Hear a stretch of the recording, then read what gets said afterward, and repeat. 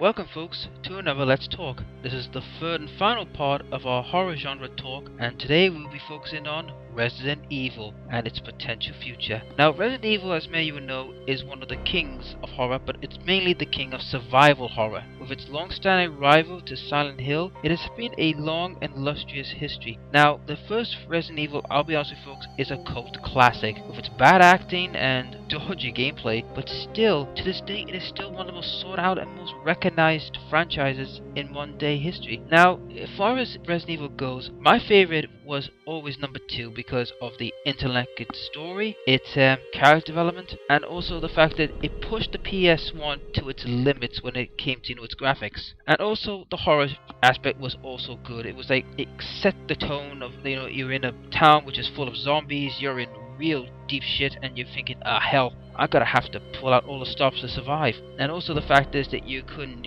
blast your way through. You had to literally, think when to fight and when not to fight. And when you usually start off any of these games, well, bar the recent ones, you always start off like with a knife, and you had to really look for a gun and look for a safe room to get yourself sorted. Now, I'll be honest with you, in recent years, Resident Evil has fallen on some, hard times, and to be honest with you, the best Resident Evils were, in my book, 1, Remake, 2, 3, and 4, and Code Veronica, and also Resident Evil Revelations. Now, to be honest, after 4, which was, many people say it was the best, but like I said, mine was 2, I felt like Resident Evil just gone the route of like an action game, which I don't like that. That's not Resident Evil at all. I mean, when 5 came out, I was looking forward to it to some extent, but then when I looked at it and played it, I was thinking, what on earth is this shit?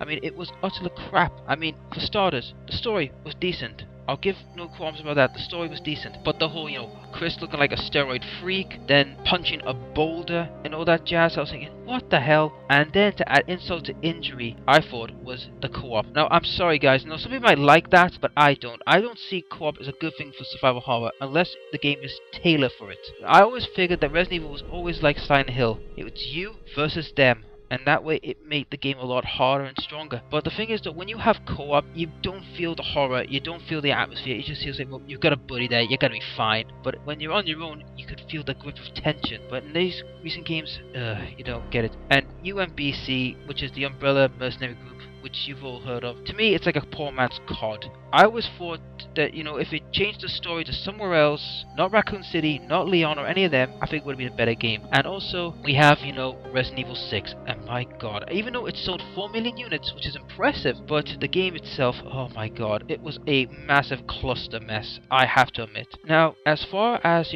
Revelations, which was on the DS, I was quite impressed and surprised, because I thought, oh, it's going to be another one of these crappy, games that's just flinging out there. But no, it was actually quite enjoyable, with the fact with Jill, Chris, and there was little to no co-op. You had to, think, you had to do things more technical and more tactical if you had to get things done. But now we've got the 2 new ones coming out, which is the remake is being released on the Xbox One, PS4, PC and all that, which I'm happy. Now, I know it's a bit of a cash grab, but there might be some logic behind this, which I'll get to in a minute. And also you have Resident Evil Revelations 2. Now, when I saw Revelations 2, I was a bit skeptical, because, oh no, more co-op. But Claire Redfield being back, I thought, good, she's back, and we've got a new character, which is Barry Burton's daughter. I thought, okay, this gets interesting. But then recently, it was announced by Capcom that Barry Burton will be a playable character in the game, and I was thinking, yes, finally, now this game's got my interest. Because many will know or not know that Barry Burton is kind of a legend in the Resident Evil franchise. I mean, he was in the very first one, and he has some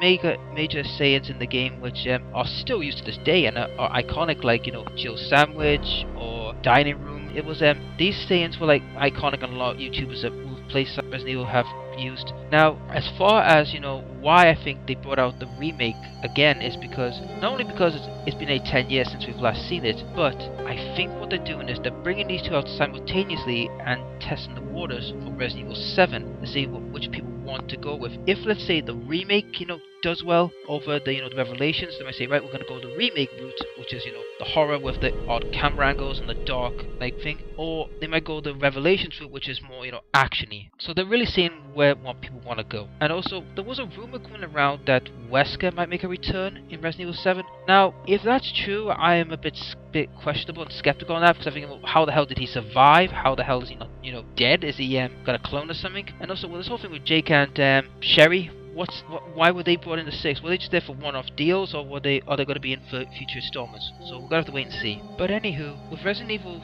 releasing at least 2 games next year, I'm hoping that these games will live up to their predecessors and my expectation, because if they don't live up, I fear the Resident Evil franchise might struggle and might disappear, which I hope not, or they might have to reboot the entire franchise, which is a possibility. Now for the horror genre in general. Now, as many of you know, I've recently played the Evil Within game, and to be honest here, I was impressed with it, and it showed that how good modern day horror can be if it's done right, with the like the atmosphere, the monsters that being like tough as hell, they're not like pushovers, and also being a hard fought victory when you try and find stuff. Now, as far as the other side of the coin, the one where you don't have weapons, you are literally using your own wit, like in Alien Isolation, I like that too, because it pretty much makes you think more and be more like skills. You gotta be thinking, right, I can't bull rush it, I can't do anything stupid, I have to be cautious. If I go too cautious or too bullish, I'm gonna die. But that's my thoughts on the horror genre in general, folks, and I hope you enjoyed this little sit down and talk. If you liked the video, please like and subscribe, and also comment on the videos for me to have a read and see what you all think about this. This is Black Templar signing off, and I hope you have a good one. Bye!